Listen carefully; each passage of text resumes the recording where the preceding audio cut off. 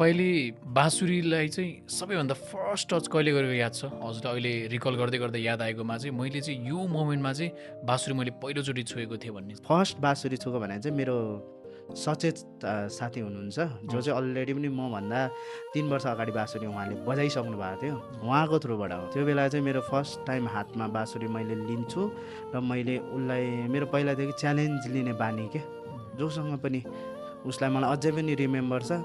3टा गीत बजाऊ 3 महिनामा मैले बजाएर देखाउँछु भनेर मेरो त्यो थियो क्या गट एउटा।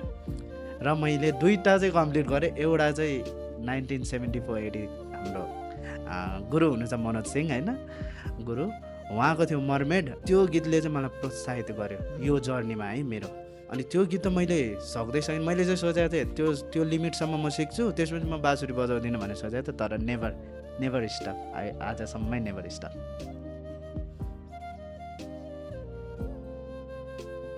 अनि तपाईँले कहिले सोच्नुभयो कि मलाई त अब म्युजिक गर्न अगाडि त गाउन प्यासन भएको मान्छे, तर कसरी चाहिँ तपाईँ यो बाँसुरीपट्टि अलिकति ढल्किनुको कारण चाहिँ?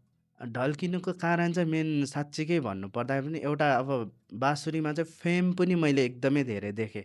जुन चाहिँ अब भोकलिस्ट गीत गाउनेहरूभन्दा चाहिँ बाँसुरी बजाउने अलिक कमै छन् कि।